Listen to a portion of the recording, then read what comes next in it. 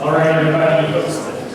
Welcome to another episode of Ember NYC, your October, your Halloween edition. Glad to come in now tonight. We have a few announcements. We have 3 lightning talks tonight, and then one meeting talk. And then we're going to go to a bar for lots of waiting for a drink for anybody who's interested in doing some socializing afterwards. So before we begin with the announcements, I wanted to take a moment to thank our sponsors. Pivotal Labs is where we are here. Pivotal has been a gracious sponsor of Ember NYC since almost the very beginning. That's over 2 years now. Providing food, drink, space, basic AV equipment, basically any kind of product we need. So for those of you who don't know Pivotal, Pivotal builds consultancy that builds web and mobile apps. They focus on Azure software development, test-driven code, pair programming, refactoring, anything I'm missing. For those of you who don't know Mike, who's standing in the back, Mike is Pivot here, as they're known.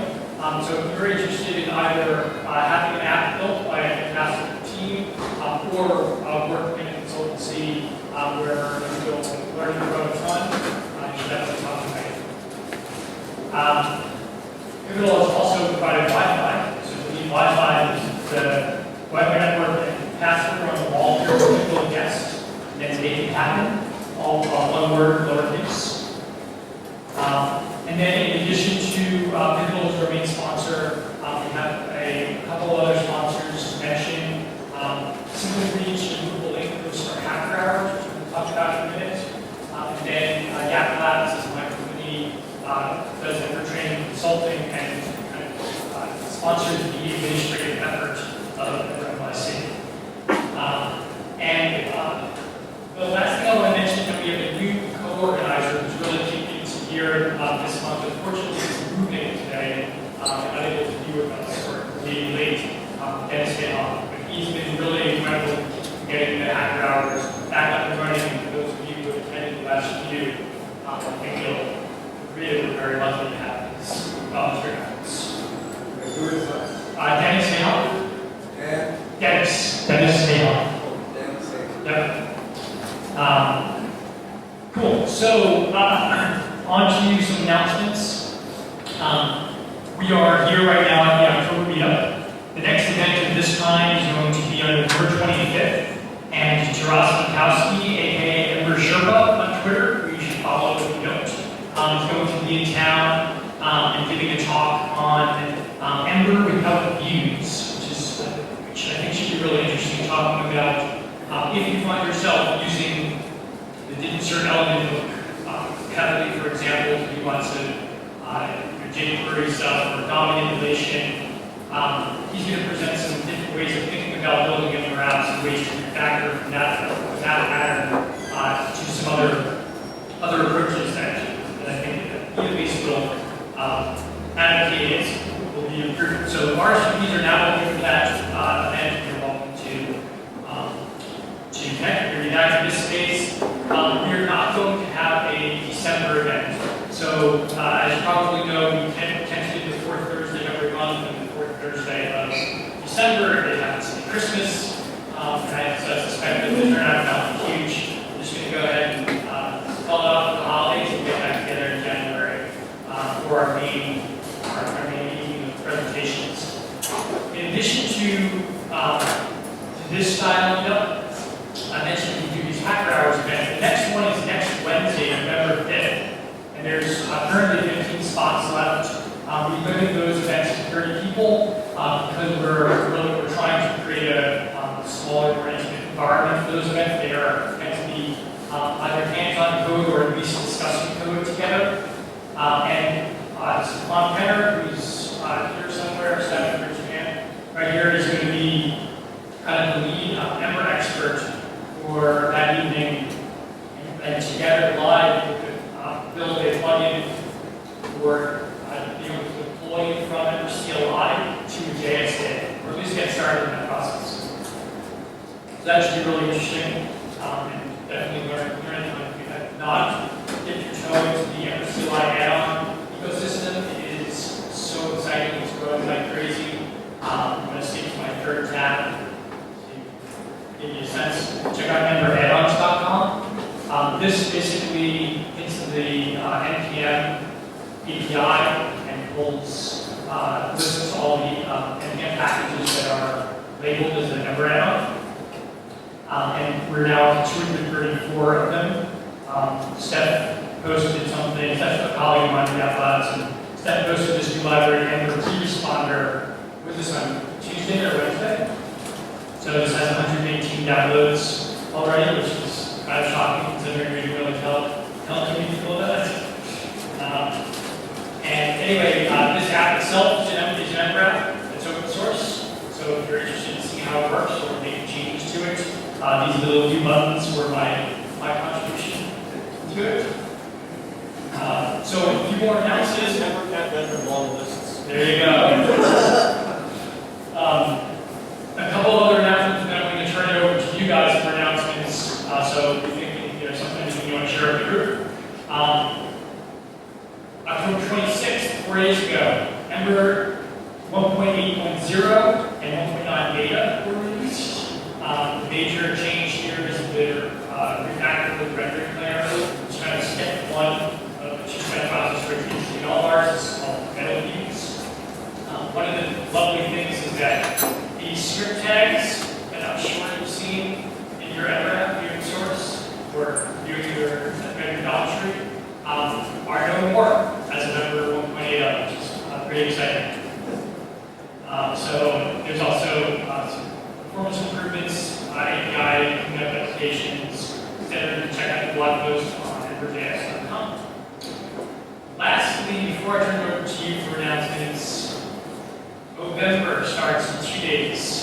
For those of you who don't know November, it's where you can either grow a mustache or support other folks who grow a mustache to raise money for charities, particularly charities around men's health. I've participated in the last couple of years, and it's a lot of fun, especially if you're not somebody who wears a mustache often. So I started an Ember NYC team. Look, the only person on it. So I invite you, I beg you, come on to us.movember.com/hostspace. I don't know where. Anyway, if you search for Ember NYC, you will find us. Join the team. We can have some fun, raise some money with no minimum, raise required. Doesn't cost anything to do. All you get to do is get made fun of by your friends in your mustache. So with that, before we get into our talks, I'm going to turn the floor over to anybody who has announcements. Anybody hiring, breakthroughs, any events of interest? Shut down here, but I'm Mike Monroe. I'm a partner at a software consultancy based in Boston. I'm here with a client for a few days. We're hiring, so if you want to move to Boston, come on by and let me know. I'm not for remote employees, but Boston is a beautiful town. We are building applications using Ember.js and Rails for pretty much all of our client work right now. We do have some stuff, if there were some freelancers, we definitely have some work that we could peel off, some shorter term stuff, so if that's something that's interesting as well, come on by, let me know, and we'll discuss. Well, good stuff. Anybody else? Okay, Dara, why don't we have you come up and plug in? By show of hands, who's at least thinking about participating in November? I see you got a head start. I forgot one of the rules about November. I mean, rules are meant to be broken, so you do what you will, but one of the rules is that you start cleaning on November 1st. Yes.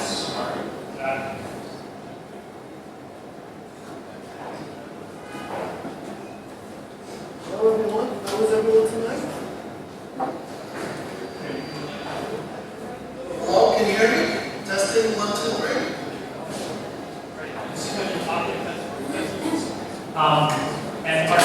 here, as he had set up, is a longtime Ember developer and former presenter at Ember.js NYC, Gardner.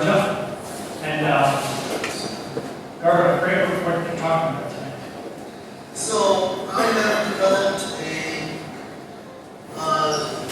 ember-cli add-on for integrating with jQuery-ui.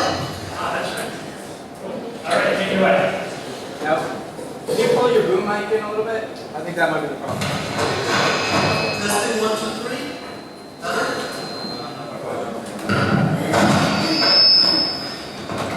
Better? Okay, cool.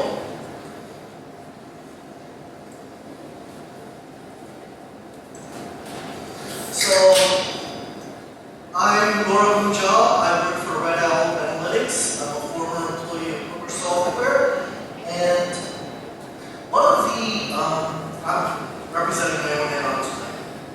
One of the basic problems that people always come up with when they are first working with Ember is, okay, but I've got this library, I want to use it with Ember, how do we integrate it? And until now, it used to be, the question was, well, we'll link you to a gist, we'll show you some sample code, and you can figure it out from there. But ember-cli has a much better solution. And I'm going to demonstrate that now. Here I have just installed a new application in my directory.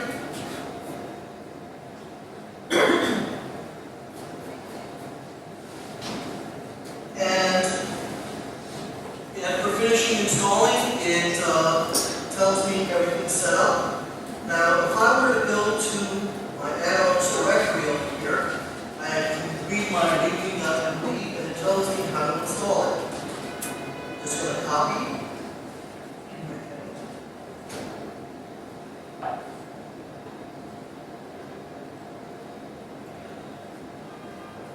This into my terminal.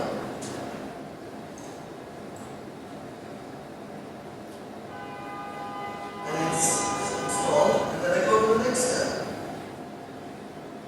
It tells me to Ember generate add-on. So paste that in. Oh, I have not changed it to directory. What's that?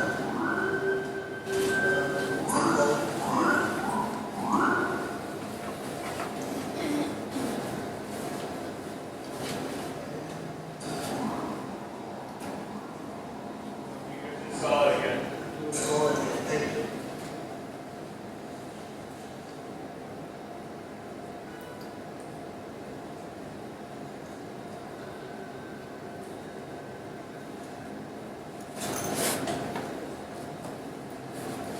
And just like that, I have installed my add-on.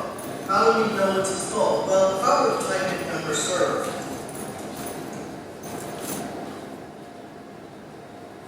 wait till it starts up. Remember, this is a brand new app. It just says welcome to ember.js. So how do I know anything's happened? Well, the beauty is I can go into my app,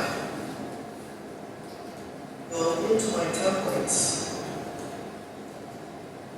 I'm going to edit my application HTTPS. And I'm going to just copy a line from my code here.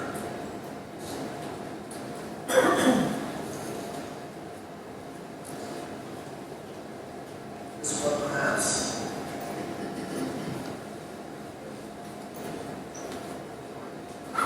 Paste it into my template.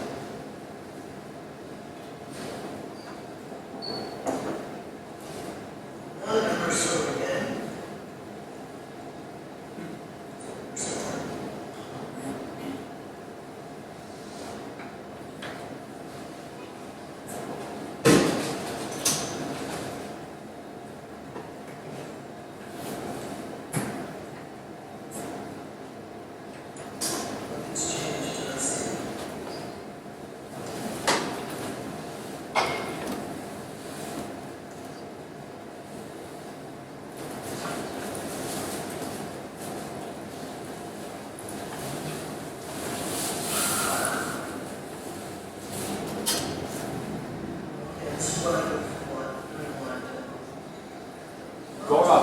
input on the page. Oh, there is an input on the page. Thank you. So, yeah, I have a date there. Thank you. I was going crazy. It worked so well you didn't even notice it worked. When you painted it. Yes, I assumed it was going to fail. Anyway, then, well, just like that, I have a date picker, and if those of you who are familiar with Ember templates notice that my date is down to a value, and it shows up right next to it. That's why there's a method on the table. So, it's really simple for any user to integrate jQuery-ui now. And at this point, I implemented 5 of the widgets of jQuery-ui in my add-on. The button, which is like this. Date picker, which I just showed you. The progress bar, and I have a customized progress bar, which I gave you the source code for, so that you can actually show this larger. Figure out how to actually extend one of my components yourself.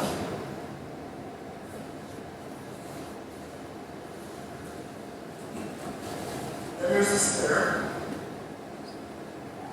And finally the slider, which got a couple of examples. One of the cool ones is I got one that controls my color.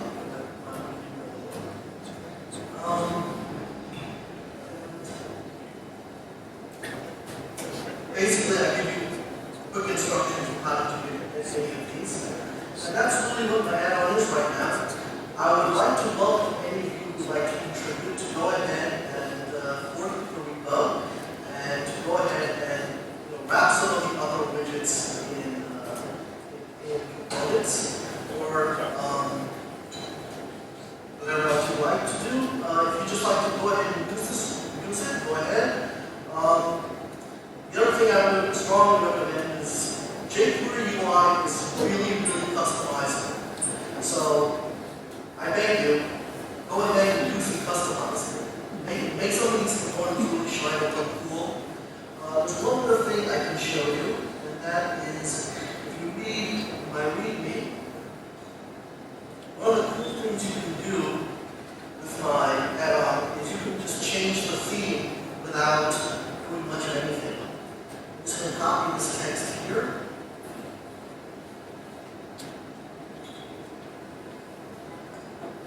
Into my little application. Edit the rock file.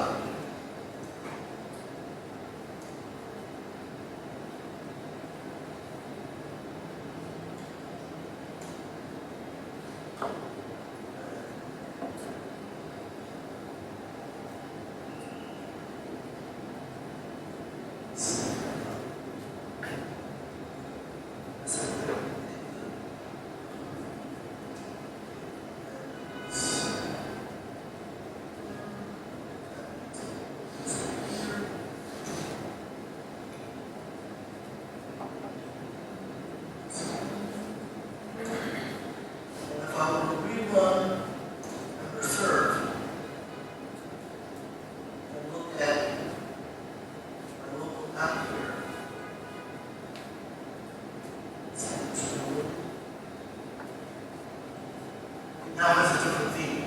So you can change themes with ease, and that's what's pretty awesome about this. You can actually design your own theme, bring it in, and put it into your app. I don't have instructions for that yet, but if anyone wants to contribute, go ahead. Write some instructions for how to bring in your own theme. It's a little bit more complicated than what I just did, but it'll take you only 10 minutes or so. And that's my add-on. Thank you for listening.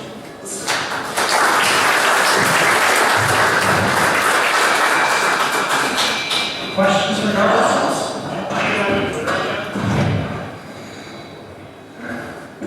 Okay, I have a Twitter account. I've used it once in the last year, I think.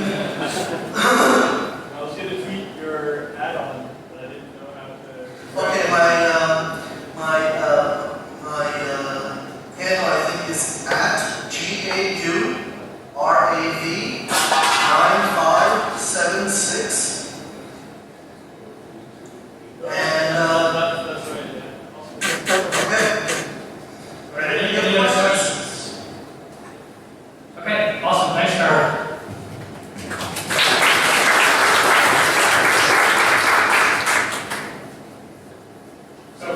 quick funny story about the history of the code while our next speaker gets set up.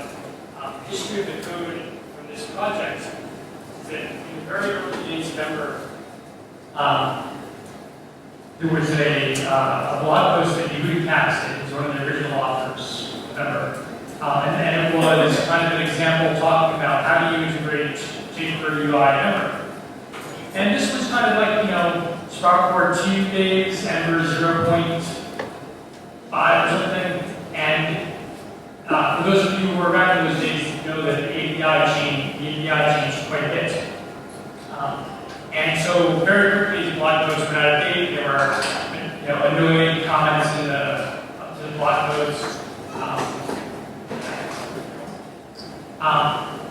You know, this doesn't work anymore, blah, blah, blah. And so I offered to you guys, that, hey, if you don't mind, I'll take this over and spruce it up and keep it up to date. Which I did, and I updated it like 4 times over the course of Ember 0.8, 0.9, 1.0. I don't write on my blog often, but this is by far the most trafficked blog post on the blog.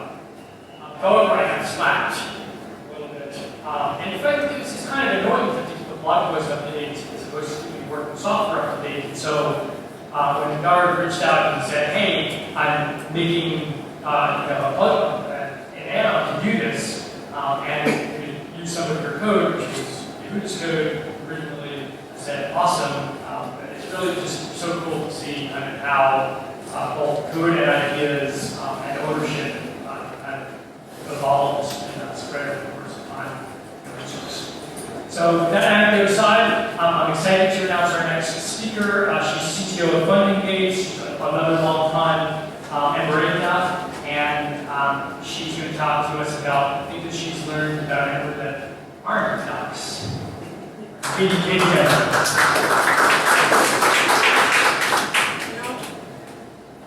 Should be a little powerful. My help. Now? Better? Perfect.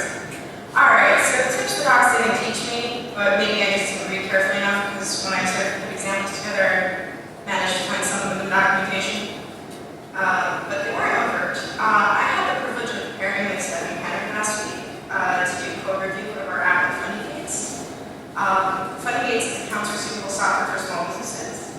And we decided we needed to bring in outside help to make sure our app was kind of shipshape. And just one day I learned all of the above tips, plus a lot specifically about our app. And then the other 2 days we got way more done than I expected to.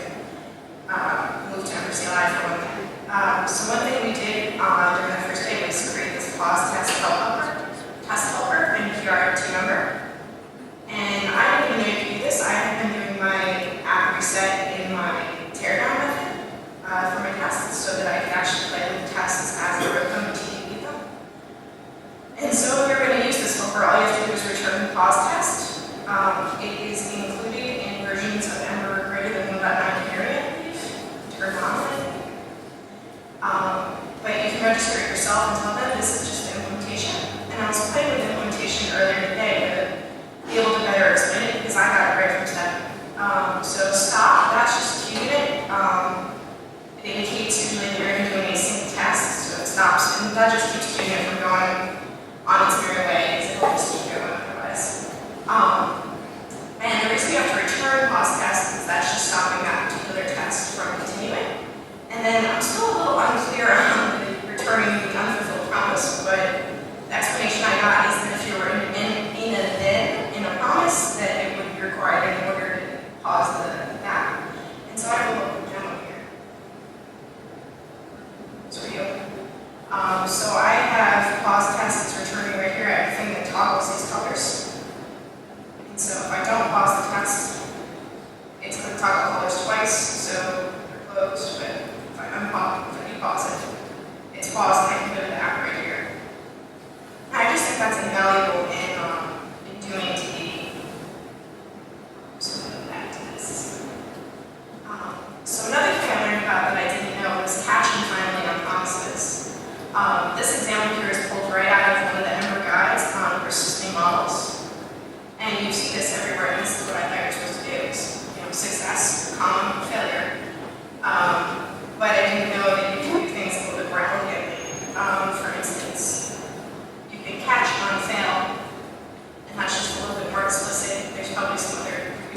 missing right now.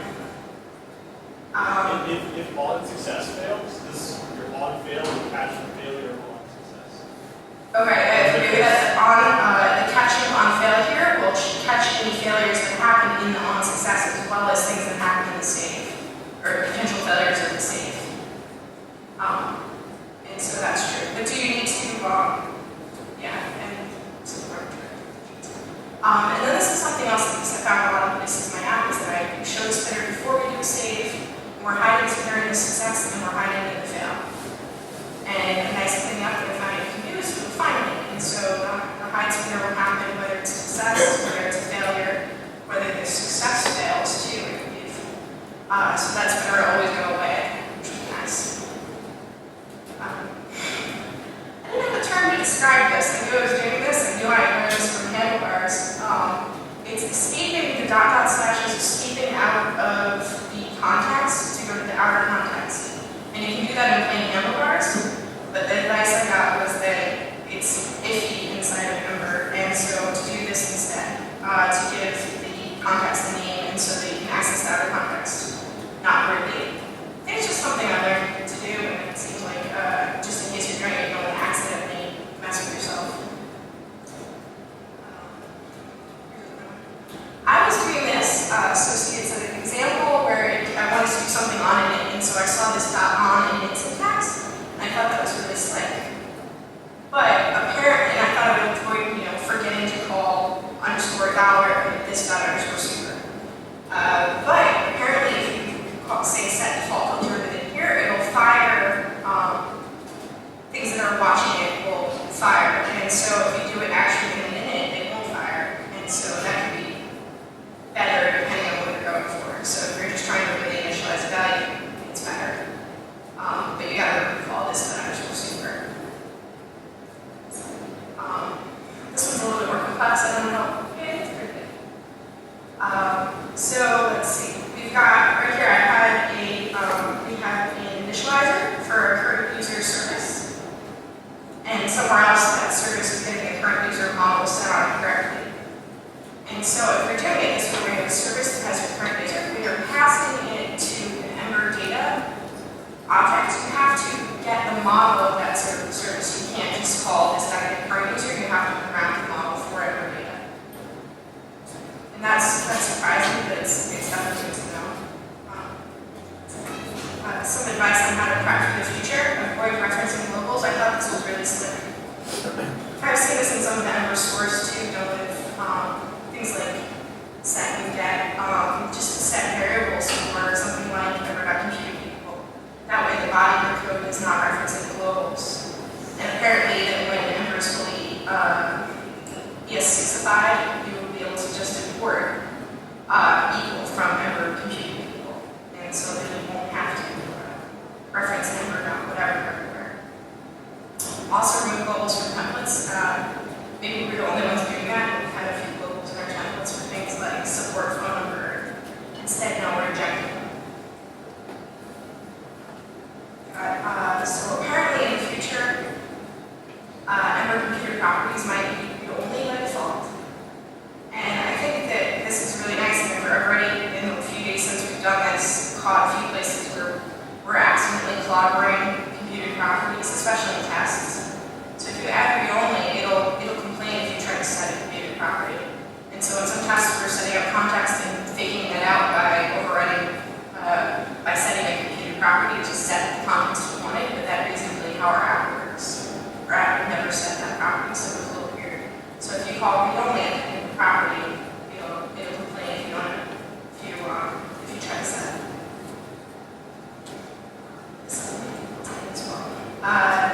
This is something where maybe I can't explain exactly, but I think it's very valuable for you to learn instead. If you have an initializer, this is how we're originally doing our current user. We're looking at the score in an initializer and getting the current user, pushing the current user into the score in that initializer. And if you do that, apparently the score could be initialized before the proper time for it to be initialized, depending on the order initializers run. And so apparently, you should instantiate things in initializers because you just end up causing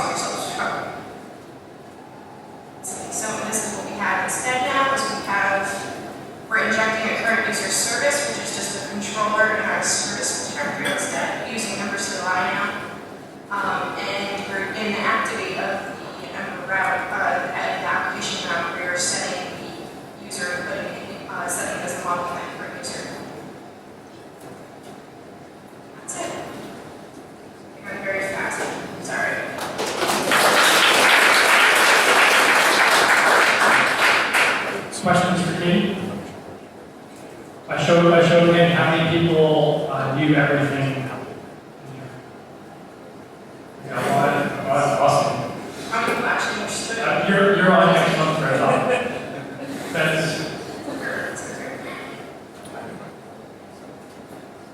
I do think the documentation could be improved to include these bits. I think I found a lot of them hiding in there, and I think that reading carefully is important.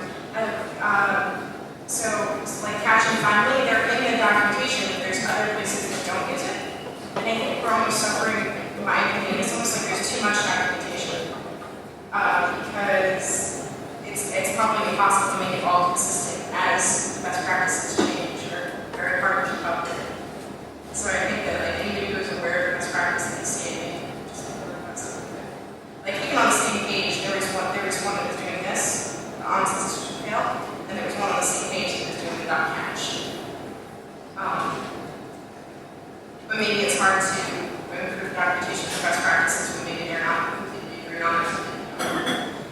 I think a lot of like that, obviously that example where it's showing both ways on the same page is probably more crafty, is something, if anything. So that's the kind of thing that anybody's help in kind of keeping that stuff up to date is very valuable. Even if you try to help the maker escape, right? So like you submit a change is not actually correct, at the very least, somebody will say, that's not right, you learned something. And if you get it right, then it's helping the community. So it's kind of a win-win, no matter what happens. So let's join me in thanking Pete. Appreciate it.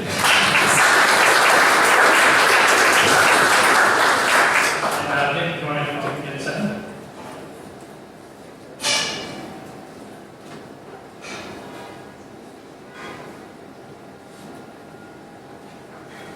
So while Nick's getting set up, just curious, who's updated their app to Ember 1.8 so far?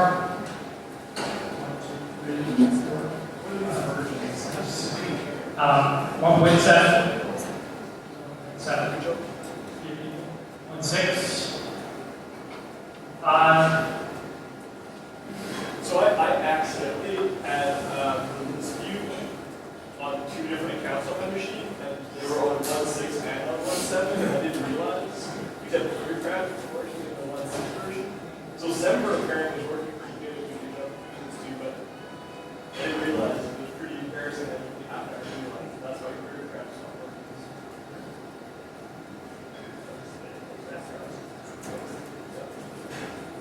For those of you who don't know what Seth just referenced, he talked about Semper, and Semper is short for semantic versioning. For people who haven't heard of that, basically what it means is that it's making the version number meaningful with respect to what kinds of changes there are in different versions. And so, in particular, what that means is that if a version of a piece of software like Ember is 1.x.x, anything that's 1.x.x is supposed to be guaranteed to be compatible with that previous API. So new features can be introduced. Not that it's, that your code will automatically take advantage of new stuff, but your old code should continue to work.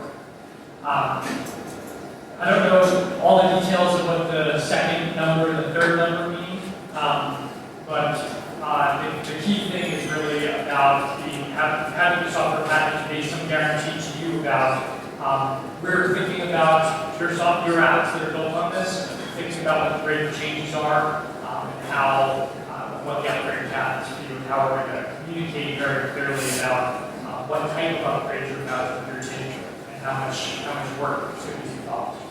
So that obviously goes along with documentation, change, release notes, and change log and such. But it's a key thing that Ember's really dedicated to since 1.0 that is set it as kind of a really shining example of the source community. With that, I'm excited to turn the stage over to Nick Knight, who's going to show us a Ember-based game we're working on. Hello? Can you hear me? Okay. Before I even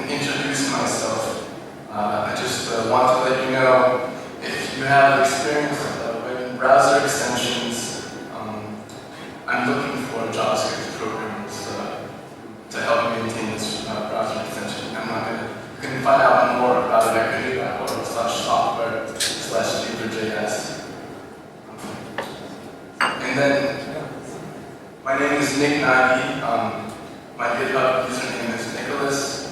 I learned how to use Ember while working at 2B with lots of help from Corey Forsyth and Matthew Gill from 201 Creative.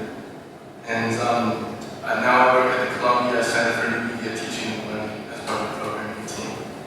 And this presentation is actually written in Ember. You can go to nikolas.us.to/budgetroulette or look at my GitHub profile to see the source code. I haven't implemented keyboard events. I might use Stephen Penn's Ember add-on or Ember CLI add-on just for yeah. Do you have Lux installed as well? What's that? Don't worry. All right. So I just want to say a little bit about the CCNMTL. It's an office at Columbia University that's dedicated to the purposeful use of technology in education. And we do develop custom educational software and original multimedia content. We have a video team and a programming team. We've done a lot of sort of interactive games. We have used Backbone in the past, Weather Roulette, which I'm going to talk about as the first Ember project we've done. And Weather Roulette is just a part of this bigger project called WASEP, and it stands for the Water and Climate Education Program. And it aims to teach students there's students who've taken this online course at Columbia, but also in the Caribbean and at Caribbean universities, and it's basically meant to teach them the urgency of climate change and how to react to that, especially where there's places where there's not much fresh water. Weather Roulette, you can see the code at the CCNMTL GitHub account. It's a climate prediction game. It reminded me when I first saw it. It's kind of like that game Drug Wars, except it's not quite as in-depth, but you choose to buy these pieces of clothing which are symbols meant to represent how the next year is going to turn out. And what you're given is just, there's a 45% chance that the year will be dry. It's a very simple world where the year is either wet, normal, or dry. And it's a simple probability game. And there's, if this text isn't moving enough, let's see. There's a spreadsheet of players' progress, a little line graph.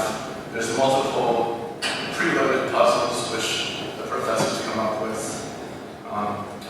And I just want to talk about how Ember came in handy. Ember CLI, it's great to be able to organize the code without having to actually think about it. All my tests are set up whenever I'm making a controller or model or anything. And of course, computer properties allow me to really, I didn't have to, it felt like I didn't have to program as much. It was very, like the spreadsheet portion of my program is very, there's no bugs in it because it's just an array of computer properties. Ember, I would say, it didn't really seem to get in the way. I would more say that there's just, it's a hard problem how you can communicate with the server. I'm using Django because that's what our infrastructure is set up to support, and Django REST framework is really great. So what I did was just basically make Django REST framework kind of behave like active model stabilizer, because that's what Ember.js REST adapter expects. So it turned out to be not too bad. Another way of approaching it would be to customize Ember data, which I know people have done to support even feeds that just have any format. I've heard about JSON API, some proposal, and maybe Ember data and Django REST framework. They're both kind of maybe might move towards that path. But for now, it's working away. And this is just a before and after picture. So the game is currently being used just as an Excel spreadsheet. So just a nice example of what our design is and what we were able to create. And then I'm just going to show the demo. This site isn't really open. You can see the code on GitHub, but I'll just play the practice game so you can see what it feels like.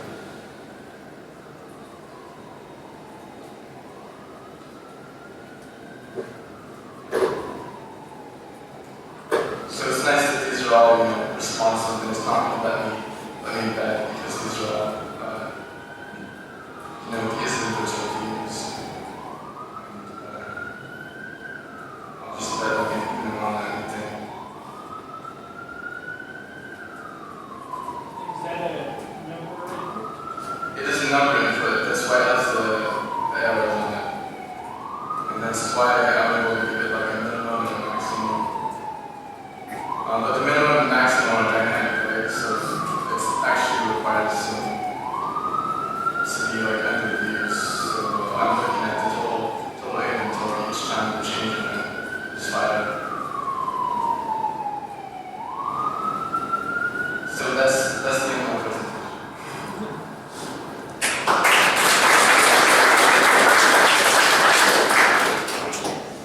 Questions for him? Right. Where can they find the source code? Yeah, it's on GitHub. It's on ccntl/wasap. And this is you can find the backend here. You can just look at the recent commits with the backends and the wasap Roulette and the Ember applications and there's a media library. Cool.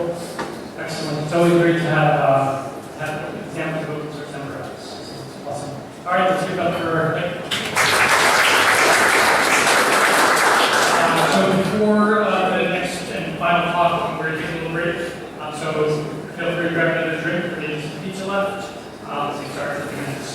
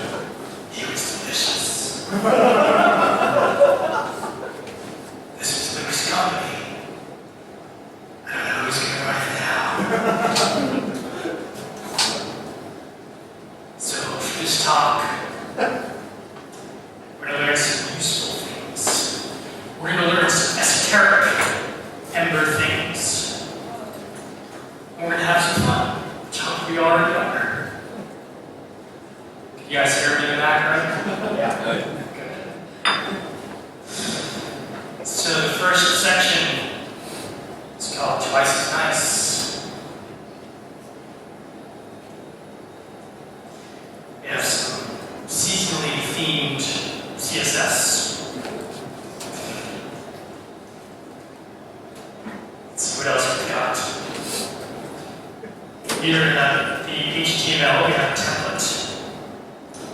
We have 3 divs, as you can see. 1, 2, 3. And there's a little something unusual going on.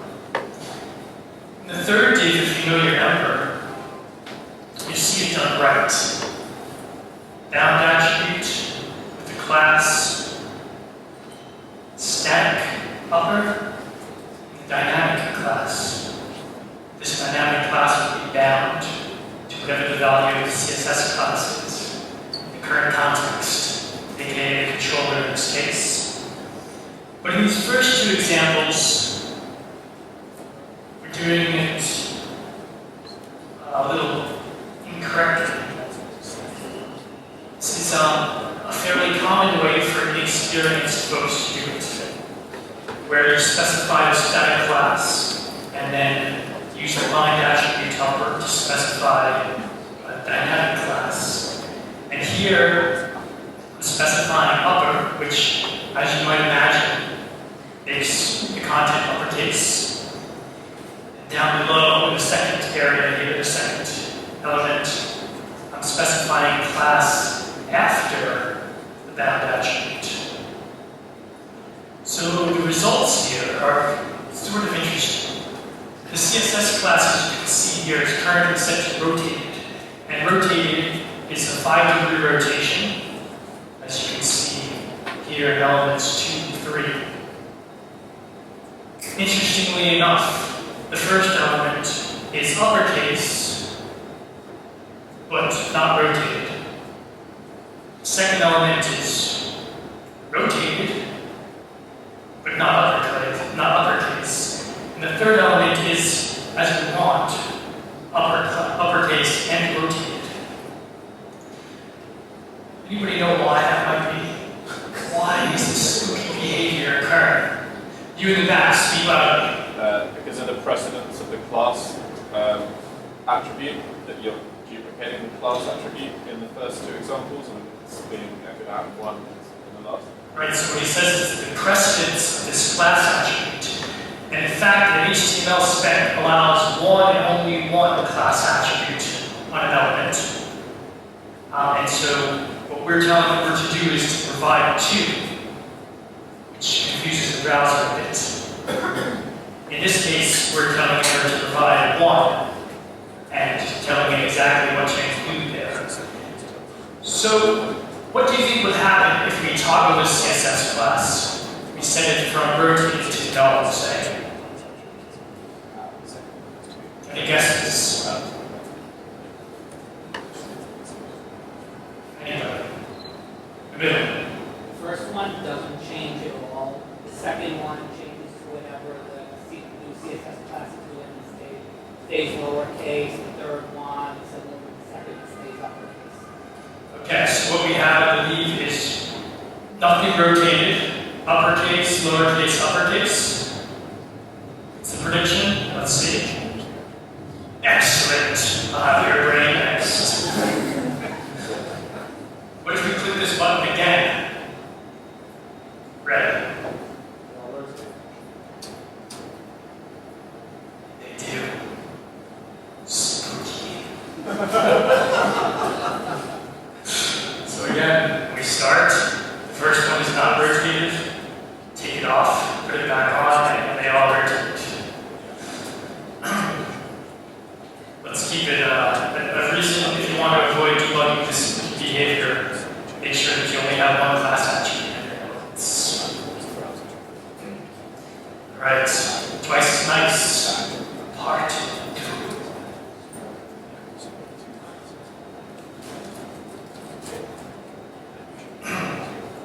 Who here is used the action helper by show of hands?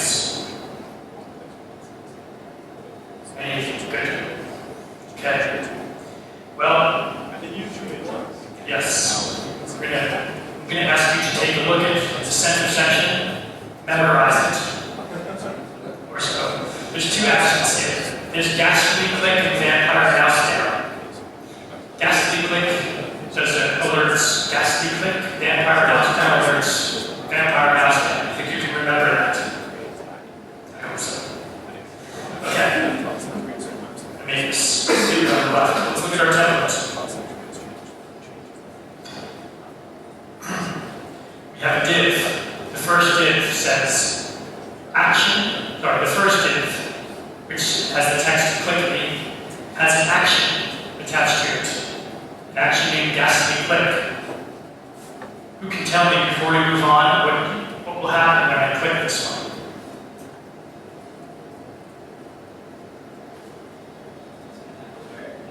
Good alert ghastly click. That's an excellent guess. The second one here, action vampire mouse down, and with an additional attribute on mouse down. You may not have known that you could do this. Now you know. Who can tell me what will happen if I mouse down on this second element?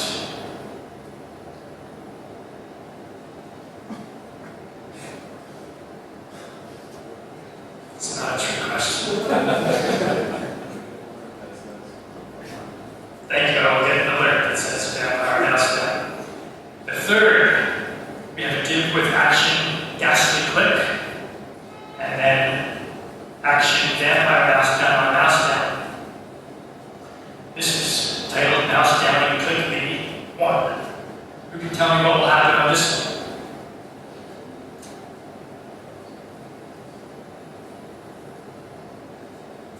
Nobody knows. The back, Dan. Only vampire mouse down will fire. Prediction, only vampire mouse down will fire. And the last one did the same thing, but we've reordered them. Your prediction, sir? I'll say gas click. Okay, so let's go in turn and find out. We shall. Ghastly click. Mouse down, vampire mouse down. Mouse down is click 1. This is where we have 2 action helpers defined. The first is the ghastly click, the second is the mouse down. I get the ghastly click. And finally, I get the vampire mouse down only. Does anybody know why this spooky behavior occurs? Speak louder. You can only define one action per div, or You can only define one action per div. Why is that? it's the internals of vector. Internals of What I'll describe as Internals of handlebar. an opaque explanation. So, what handlebars has the opportunity to do in this case is to replace the area between the curly braces. So if we expand this section again, we look at the simple case. This portion of your HTML that I've highlighted is the area that handlebars has to play with in terms of what it's going to do in response to the action helper. Okay? And what it decides to do is to output an action, to replace this with an attribute. I believe it is data-action-ID. It gives it a value of a particular ID, which it maintains in a map to map the name of the action and the context that you would like to send with it, and perhaps any other attributes like mouse down, along with that ID. So when the user clicks on an element that has a data action ID attribute, Ember can look it up in this map and fire off this action. So what will then happen in the case of 2 action helpers is that they are utterly unaware of each other. It's like if there was a zombie right behind you and you had no idea. That's what these actions are, right? Action helpers are right to each other. And so they both dutifully output data action ID. One will be incremented by one from the other because it keeps a sequence. However, just like in our class situation, HTML doesn't know how to deal with multiple attributes of the same name. And so when your JavaScript is reading the DOM and saying, does this attribute exist? It says, well, yes, it does. And it only gives one of them. I think you discovered the first one. So there's your spooky behavior. Demystified. Bonus question for those of you on the cutting edge. Will this multiple action helpers be possible with HTML-ers?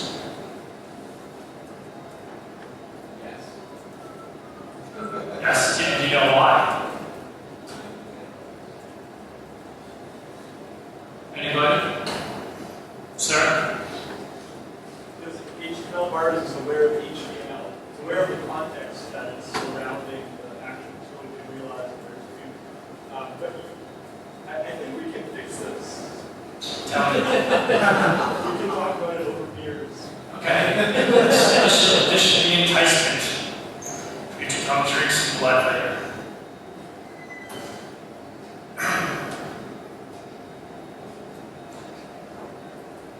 Beneath the costume Don't worry, it's not what you think.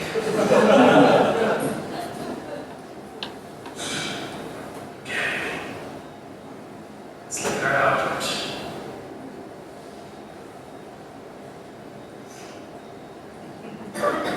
Here, we have a list of two of my friends. Casper, he's friendly. Does not suck blood, does walk through walls. And Count Dracula, who's a charming gentleman, does suck blood from time to time, does not walk through walls. Fun fact there, he is now. Okay, let's see what else we have going on here. So this is in a beach here, and each of these friends of mine have a different method of spooking people. And my, what do you call them? Yes, business analysts. The business analyst told me that he wanted me to be able to trigger this spooking. So I attached it to a double click event. You can see how I did it here. I'm specifying an item view on my beach. See that there. Here in the center section, we're now on the right. My view mixes in Ember view target action support, which makes triggering actions from views easy. And then it triggers the action spook with the content. And in my controller, I have a spook action handler, and I will say alert monster get method of spooking. Well, what I'm rendering here is the application controller, specifying the item controller, so each of my items as I loop through them is getting wrapped in one of these monster controllers. This is what defines the sucks blood attribute. If the varietal of my friend is a vampire, then it does indeed suck blood. If the varietal is a ghost, then it does walk through walls. And you'll recall in our output, we're rendering false and true appropriately for these different varieties of friends of mine. Now, this method of spooking property, if my friend can walk through a wall, then it will spook by entering the room without opening the door. If my friend sucks blood, it will spook by biting your neck from behind. So, let's see if my Ember was up to stuff. Double click. Oh, I've been spooked. Enter the room without opening the door. And for my friend Count Dracula, bite your neck from behind. Now, my business analyst said, well, that's all right, friend. We need a little more from you. Yes, it was Friday at 6 p.m., but it didn't matter. He said, it's not apparent enough to users. We don't like this mystery. We want obvious UX. You know how I feel about that, but I humored him. So I added a button. It said spook. So, similar to my view helper, I'm sending the spook action with this current object that we're iterating over. So, I shipped it and got the hell out of there. But when I checked it from home, my spook was undefined. I was chagrined and baffled. I didn't understand this spooky behavior, and I might say, well, undefined is pretty spooky anyway. But I wanted to know what was going on. Where would I start? What could possibly be happening here? Let's check it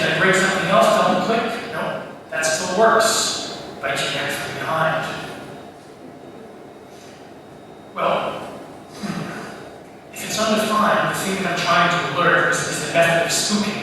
Let's go back to our JavaScript. And so if this method of spooking is undefined, well, maybe, I don't know, maybe neither of these are true. That could be one explanation. So I can return zombie attack, something dear to my heart.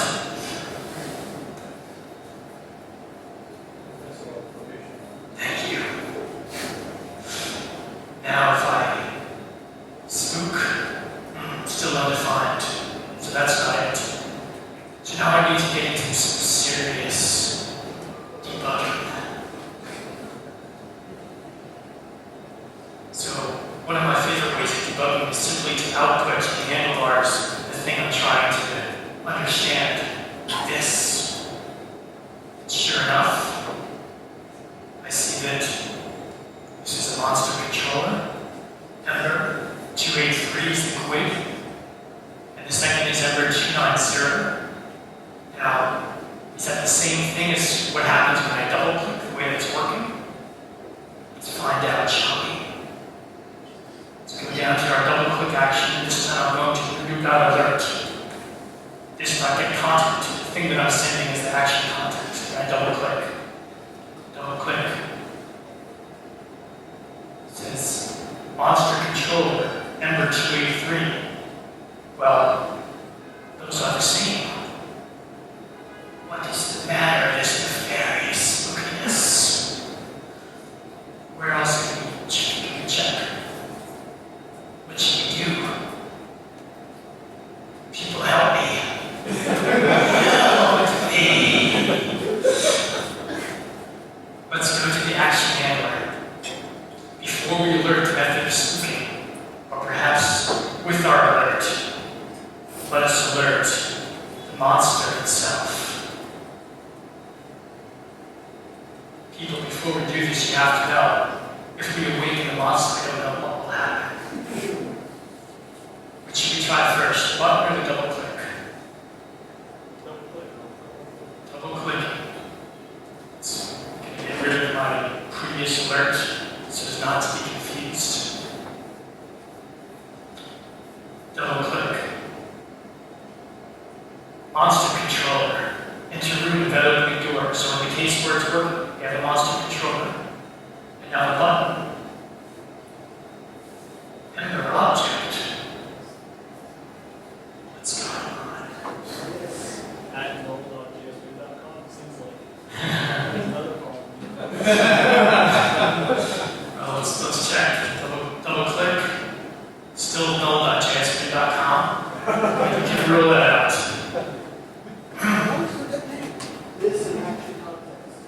This and action context is something different. But when we alerted these, they were the same. They were both monster controller. And yet, when I sent this through my action handler here, when it came out on the other side, it was no longer a monster controller. So, what's happening here is that the monster controller is getting its costume removed.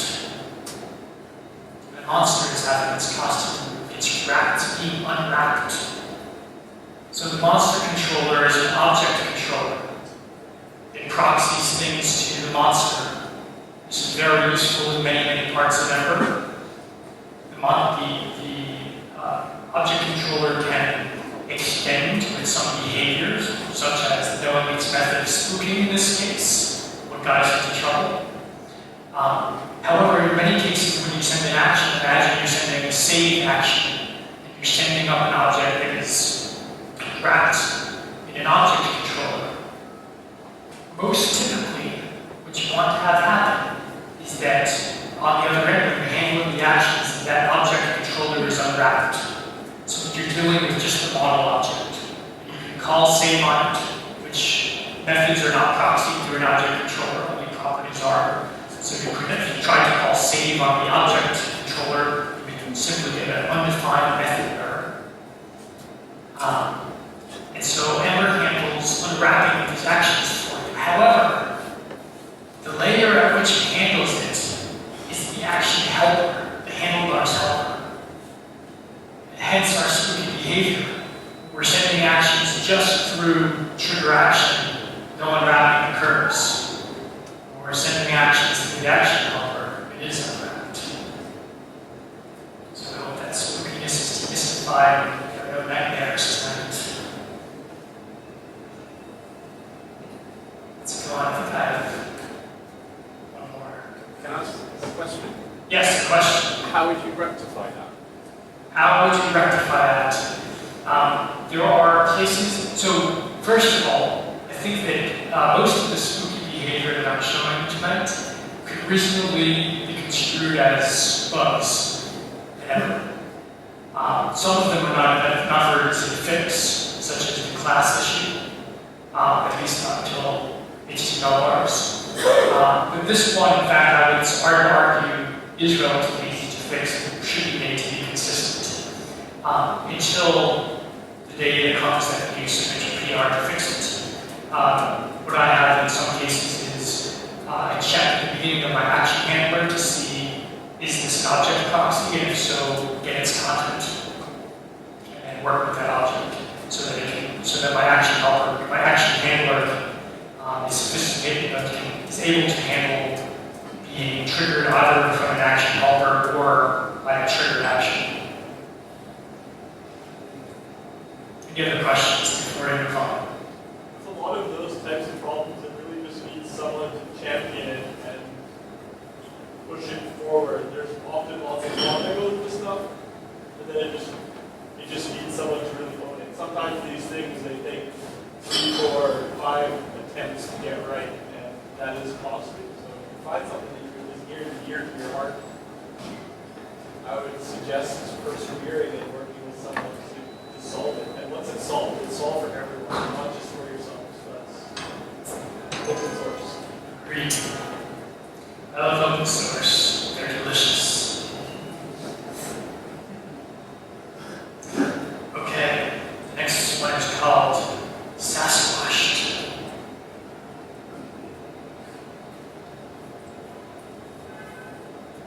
Let's see what we have going on here. Start with template. We have a field labeled anticipated lifetime in years, and a value bound to editable lifespan. We then have an each number, and loop over our friends Casper and Dracula again, outputting their name, their lifespan in years, and how you will live relative to them. How long you will live relative to them. So we'll jump now to job search. We have an application route saying Casper and Dracula are our model. You'll notice Casper is 99, will live 99 years. Count Dracula, of course, lives in infinity. This is JavaScript, by the way. Our array controller specifies again an item controller. It has an initial anticipated lifespan for you, the viewer, and a more constrained lifespan, which for now is just an alias, the same as the anticipated lifespan. We're not going to constrain it at all. And then there's an editable lifespan, which is the alias of the constrained lifespan. And if you recall, the editable lifespan is what we have bound in a template. And then finally, we have the relative lifetime property, which is going to compare the anticipated lifetime to the monster's lifetime and determine for this monster who will live longer. So let's look at our output. At 50 years anticipated lifetime, you will live shorter than both Casper and Count Dracula. At 80 years, the same. At 100 years, you will outlive Casper, but not Count Dracula, nor at any number of years.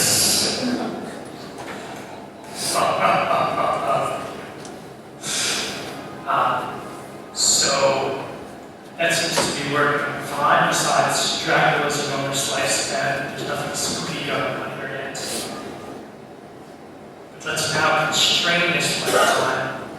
So let's say that our constrained lifespan is going to take the anticipated lifespan as input, use some math.min and math.max to say that it's going to be between 60 and 110. So if I make this 50 the same at 100, I should be outliving Casper, but I'm not.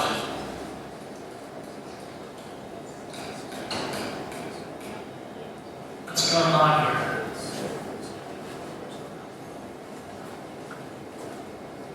Why is this behavior occurring?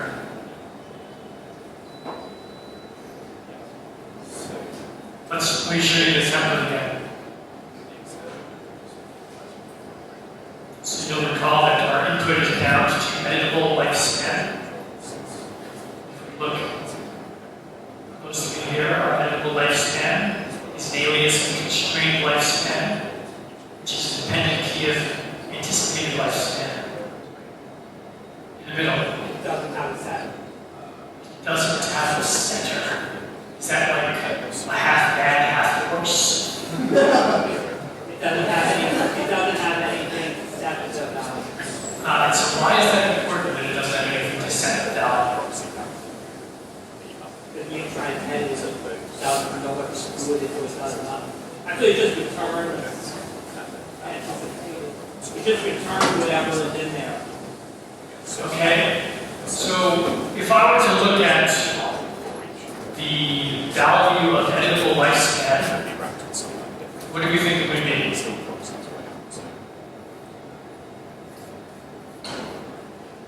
Right now, 50? One guess for 50, okay? Let me get some developer tools up here.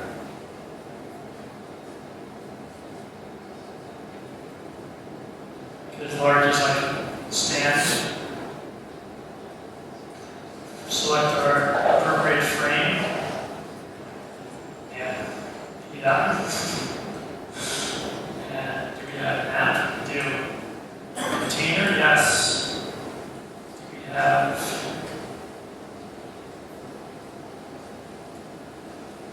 a application controller?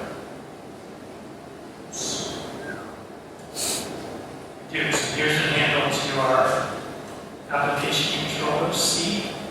So if I say C.get editable lifespan, does anybody want to catch another room besides 50 before I enter? Somebody said 100. 60, did I hear 60? 60 in the back. 100? 100. Okay. Now, what is the value of anticipated lifespan? Here, 50 in the front. Anybody else? 50 on the side. 51. 51. Sold. 50 is correct. Well done. Now, what about the constrained lifespan? What's the value here? 42 to the beginning of the universe. 60. 100. Anybody else? Here we go. Hold on to your horses. 100. The person who predicted 100 over here. Why? You're destroying the computer property and setting the value of the object. So what he said is that we're destroying the computed property, setting the value of the constrained lifespan key to 100 because of the alias. That is correct. So let me see if I can try to explain what's going on with this spooky behavior. And you in the middle, to your center comment, actually center comment, are correct. That is intrinsic to this what's going on here. So when we have an input field bound, as we do, to editable lifespan, two-way binding. So it will initially be populated if I hit run with JS. Refresh.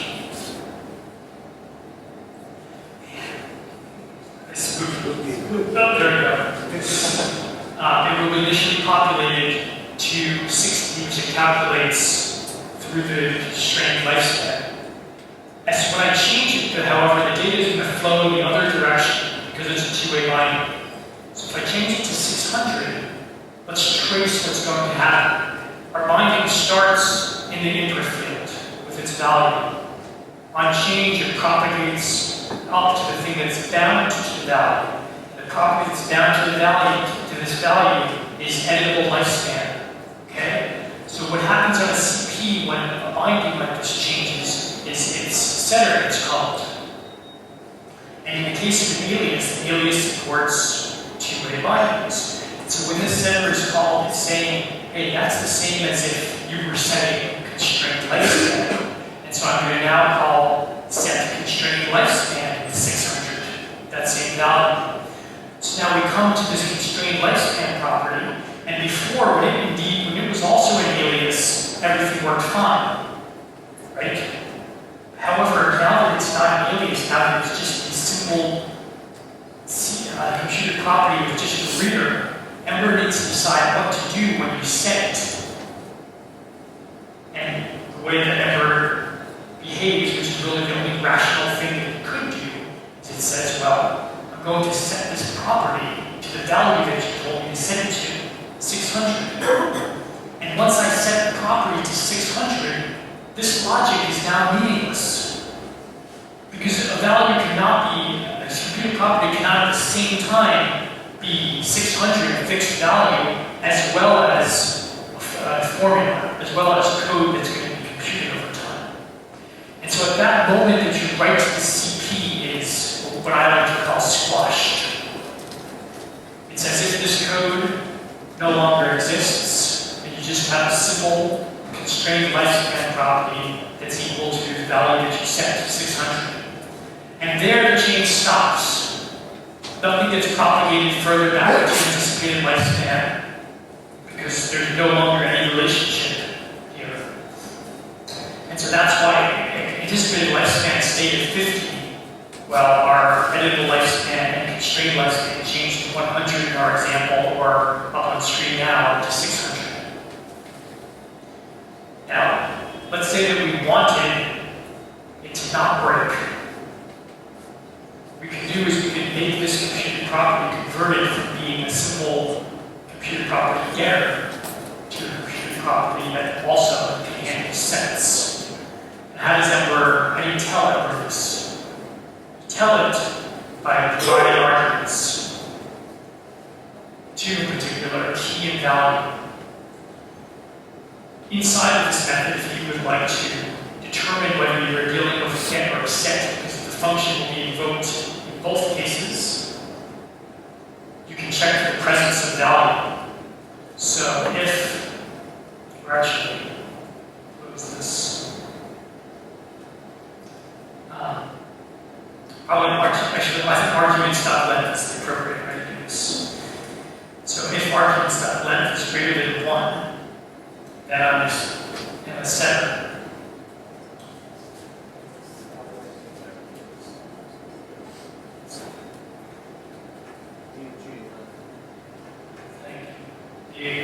Yes.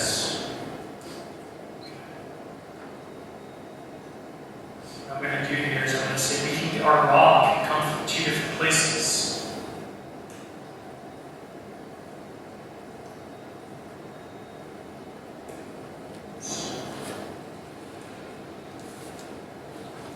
If we have a setter, raw is going to be equal to the value that gets passed in. If we're having a getter, we're going to grab it from anticipated lifespan.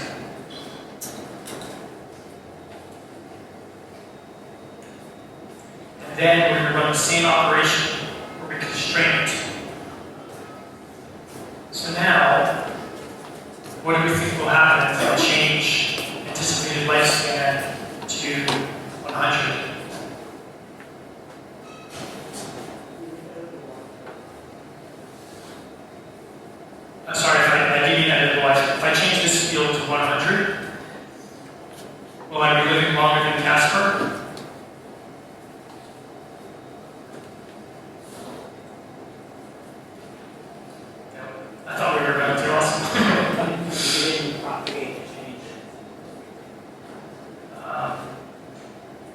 say more about that.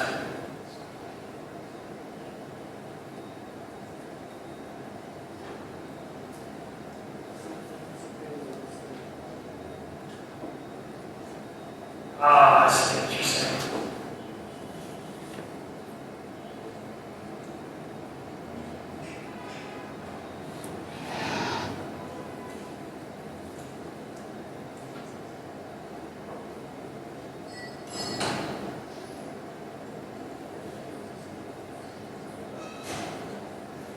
We want to do it just in the case of the setter.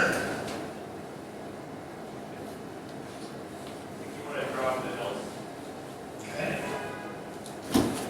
Draw again. Minimize that outside vegan.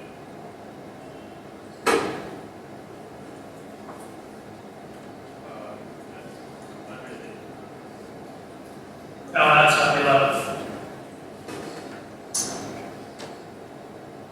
Inside you just set it.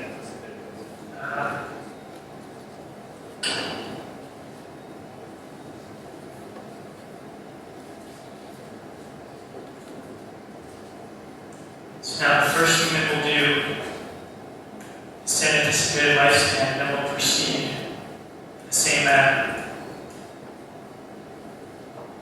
Let's say now if it changes to 100, we will live longer. Yes, if we change it to 1,000, what will happen? Still live longer than Casper. 10 shorter. We don't seem to be very constrained here, though. -5.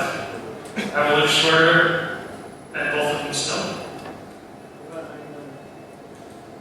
We will live as long as Casper. Okay, so I will share this link and you can mess around with this. I have one more thing that I want to show you in this example, which is that my object controller that we're looping over here also has this serialized property, where I'm doing JSON stringify our friend Casper directly. And in our template, I've commented out, which I will now comment, serialized. So if you look at here, we can see that Casper's been serialized with his name and his lifespan. Count Dracula, however, his lifespan years is null. Spooky. This spookiness, in fact, has nothing to do with Ember. It just happens that trying to serialize infinity is a deep undertaking that our measly human-made browsers are incapable of to date. So if you are working with infinity or negative infinity, which also exists in JavaScript, and you attempt to serialize them, do not be surprised if you have this behavior. That spookiness that you'll just have to live with. What do you mean serialized? JSON.stringify in particular. There are other cases in the browser where you will be serializing things that you may not realize that you're serializing them. So, for example, using post message to communicate across a high-frame boundary also involves similar code paths, which can yield similar surprising behavior. So I had hoped to have one more. Oh, I do have one more example. This one is called "No One Can Hear You Scream."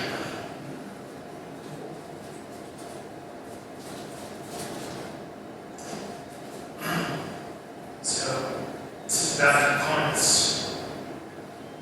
Let's look at our templates. We have a variety of prisons.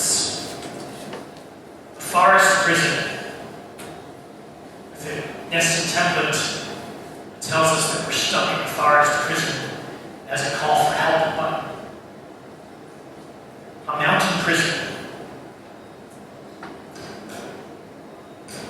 Here, maybe just let this down.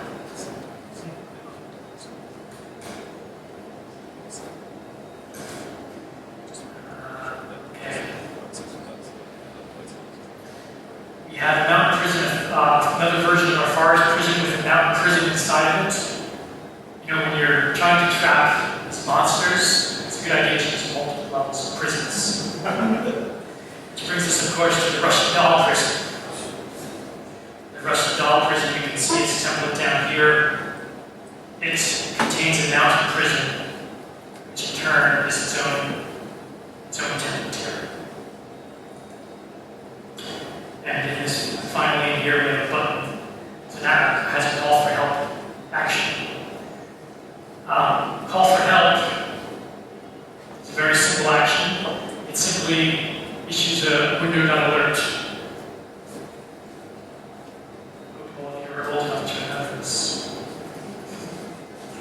Go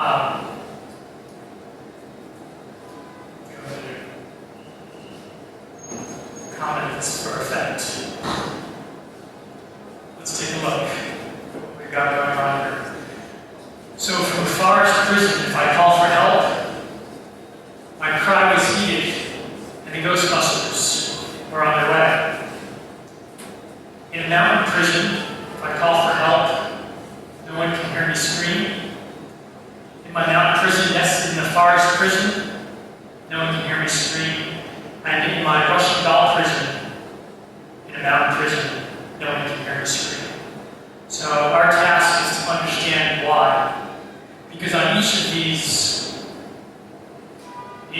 templates, I have a button.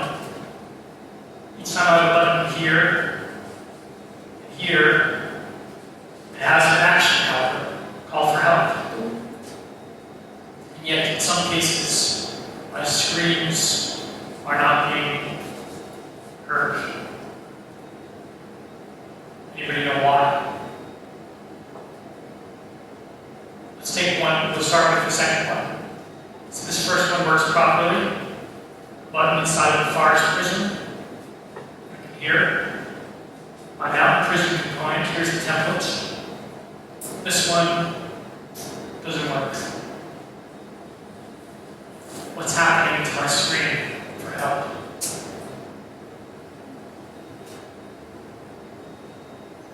What is the target of this action? Where does it go first? Which component? Okay, mountain prison component. So let's go look at our mountain prison component. We're here on the right. Let's define an action helper, an action handler rather. This is going to accept this call for help and emit a call for help action out of itself, out of its component. Let's see if that is enough. Just a bat flying around.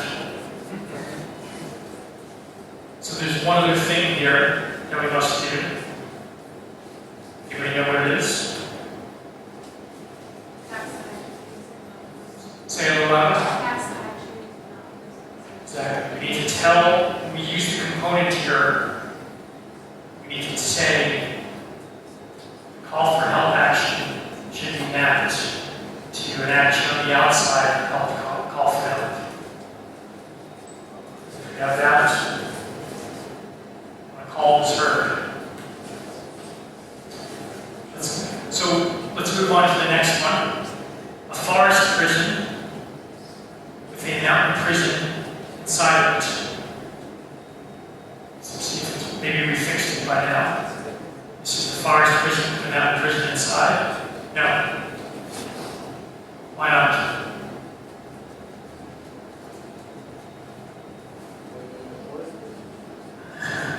I'm in the forest prison. Here we had to add a mapping. Here we haven't done that. So let's add that same mapping. Do you think that would be enough or not enough to be heard?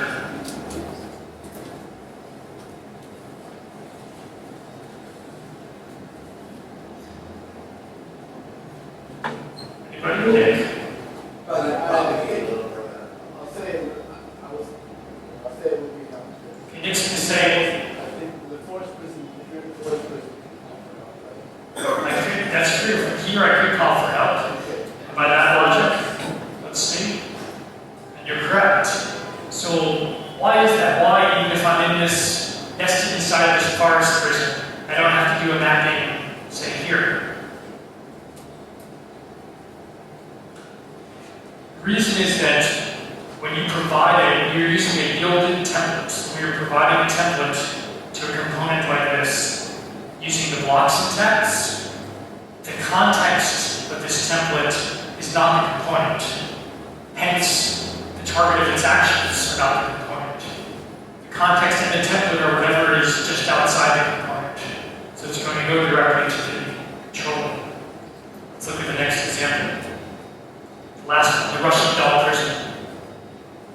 Here, our template, we have the Russian doll prison, which has a mountain prison inside of it. And you'll recall the mountain prison inside of it has a button. Have we fixed it yet? No. So, following our same pattern, we certainly need to probably do this, right? So it's still not enough. Why not?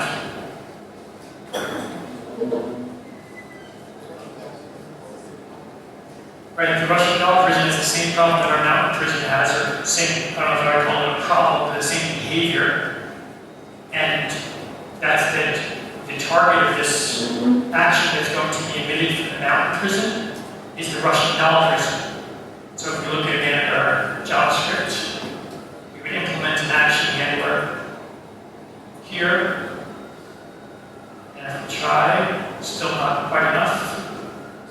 One last mapping.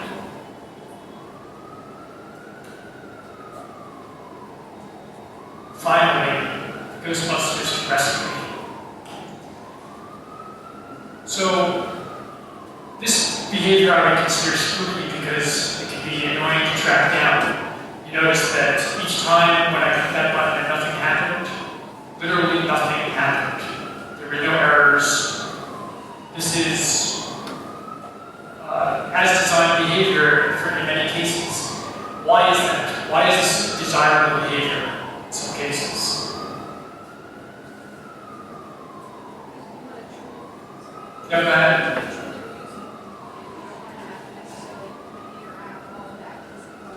Right, so to repeat, what Katie said is that if you're using a third-party component, for example, that might emit, say, 7 different actions, you should not be required to handle all of those actions in your app. Because normally you know that when you send an action output to your app and it bubbles up and nothing handles and it gets to finally your application route and nothing's handled, it raises an error. Right? So normally actions must be handled. But in the case of components, the design decision is that the only actions that will bubble up out of components are the ones that you specifically say, yes, I want this to bubble up. And the reason for the map, which in our case we used identical names here, is that you may have a conflict with what a component has named its action in your application. So for example, perhaps you have a check-in action because your application is used at the front desk of the gym, but you're integrating a component that's based on Foursquare, and check-in has a totally different meaning. If you have a component that emits check-in, you may want to map it on its way out to be something like Foursquare check-in. And so this is all about the isolation story of components. It can be really useful in that respect, but it can also be very much a control factor for you if you don't understand the behavior that's happening here.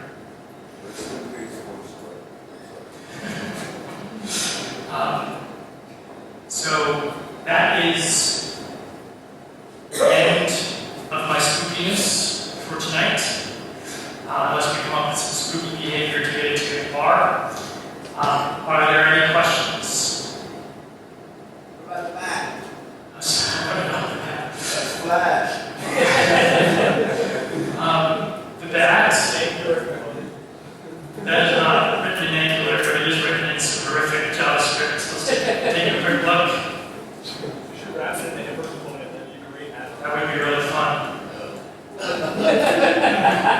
Wait, somebody, please don't do that. Wow. I think it's cool. Anyway, that's that. So tomorrow would be a good day to use this. We don't have a chance for a while. I saw you a question. Yeah, so I was curious, in the last example, instead of catching the action and forwarding it, could you have done call for help, call for help as a string inside the component?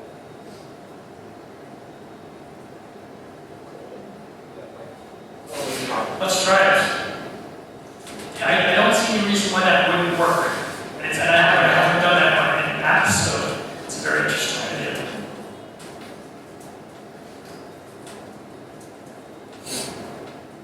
So you still need to send it, but you would, in theory, not need to map it here. That actually would take care of it now. Correct. Okay. Yep. There you go. So, I mean, it's interesting when thinking about this from a design perspective. My experience has been that it's definitely desirable to have less repetition and boilerplate here when you're dealing not with the third-party component case that we described, I gave you an example of, but when you're dealing with kind of application-specific components, especially components that are designed to kind of work together as a family. It's very annoying to need to map these actions to multiple layers. So, if you have ideas about syntax or approach, how to deal with that would be a fun bar conversation or GitHub conversation, whatnot. Discuss. Any other questions? Vivek? In the first example, how come when you had the one that caps lock and the one that rotated, why did the caps lock one rotate? Good question. Let's go back to it. So the question was, in the first example, twice as nice. The example of the class, the down class and static class. When we toggle the class off and then back on, they all rotate, even though in the initial case, only the second two rotated. Anybody want to hazard a guess as to why that is? We were just talking about this before as to why the browser does that, and we're wondering whether when the browser initially passes the HTML, it reads the first property and then just uses that, and then maybe if you then subsequently change, even if it has two, if you change a property, the browser's like, hey, this property has just changed. Oh, it's a class property. I'll now update what I'm holding in memory, the reference to that, and that then gets changed, and then any subsequent changes will change. Will be affected by that property. So the theory is that the first pass, and I think that this is correct, the theory is that the first pass is processed in the way that I was describing when we talked about the action helpers, where handlebars, all it has an opportunity to do initially is to replace this, right? In addition to replacing it, it can also emit an identifier and maintain an observer on the CSS class property so that when it changes, it knows it needs to modify the class on this element. But initially what it's doing is it's just outputting another class attribute, class equals whatever. And so the initial setting and the updating have completely different code paths. One of them is basically just emitting HTML, the initial setting, and then the updating is interacting with the DOM element via JavaScript. So when you're interacting with the DOM element via JavaScript, you can go ahead and say, hey, add a class, and the DOM is smart enough to know what to do in that case. So the initial case that we start at is rotated. When I take it off, it modifies it to remove rotated, which clears it for the cases that had it, and it's kind of a no-op for the one that incorrectly didn't have it. But then when I put it back on, it's just basically saying, hey, for these three elements, add this class, and they all rotate. Any other questions? From? Do we see any differences?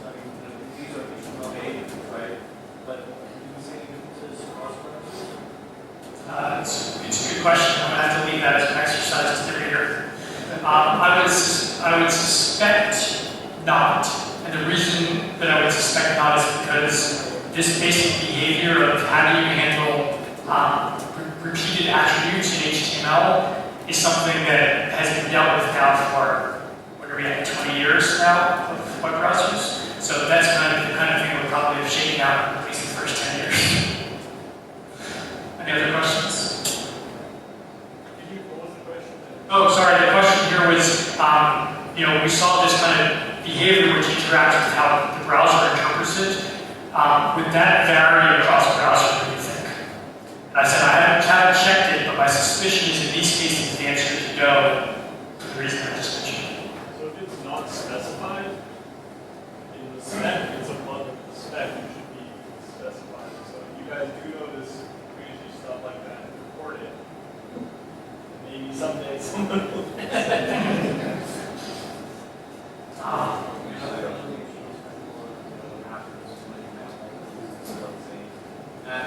Yeah.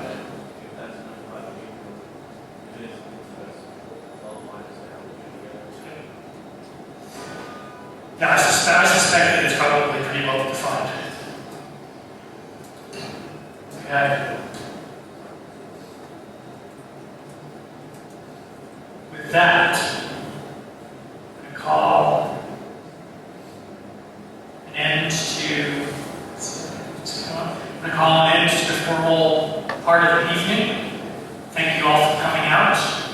I will promise not to eat your brain your way out. But I would like to invite you to join me for a drink, non-alcoholic or alcoholic or otherwise, on East 17th between 5th and Broadway. It's lots here at Lily's. It's a Victorian establishment, somewhat appropriate for Halloween. I do not know if they have warm blood of any, but they do have an extensive beer selection. But anyway, thank you all for coming out. Thanks to our speakers. Thank you to Micah for helping